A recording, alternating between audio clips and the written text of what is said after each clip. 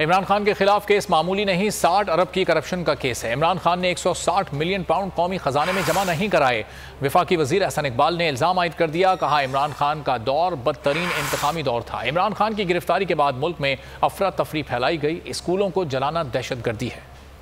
That this case in which he has been arrested by NAB is a case of graft, a case of embezzlement, a case of corruption of 160 million pounds, which is 60 billion Pakistani. Mr. Imran Khan, under a fraudulent deal, under a deal of self-benefit, he, instead of depositing that 160 million pounds in national exchequer, he allowed that amount to be deposited in the state bank account to settle the dues of the same person who was fined 160 million rupees. Now this is worst kind of corruption, and he did this to gain personal benefits.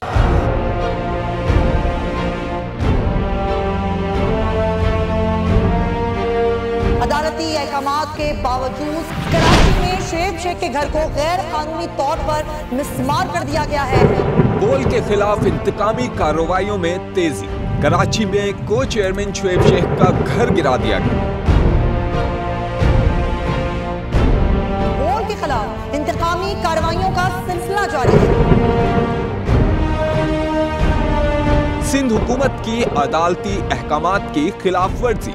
Sindh high court का stay order नजरअंदाज। Secretary बल्दियात Najam Shah, director land Sawal Islam, director anti encroachment Imran Ahmed को notice जारी। Administrator KMC director Saifur Rehman, DIG south Irfan Baloch, SSP Keamari Fida Hussain को भी फरीक बनाया गया। इससे पहले जो जुल्म के पहाड़ तोड़े गए, शुएब अहमद शेख की जबानी सुनी। 60 दिन का वक्त होता है, 102 दिन के बाद मैं जीत गया, केस बरी हो गया, 102 दिन के बाद अपील फाइल की, एक्सेप्ट कर ली। नहीं करते ना एक्सेप्ट, खत्म हो जाता ना जुल्म यार। भरी अदालत में मुझे बरी कर दिया, फिर पता नहीं क्या हुआ, 2.5 घंटे बाद का नोट बिफोर, मैं नहीं सुनता ये केस। खड़े रहते अपने फैसले पे, मिट जाता जुल्म। अल्लाह ताला ने बिठाया इन कुर्सियों पे इनको यार, ये अल्लाह ताला की तरफ से फैसले करने हैं। तो या तो ये फैसले आएंगे, जुल्म मिट जाएगा, या कौम खड़ी हो जाएगी जुल्म के खिलाफ। हर मुश्किल के बावजूद बोल हकीकी सहाफत करता रहेगा।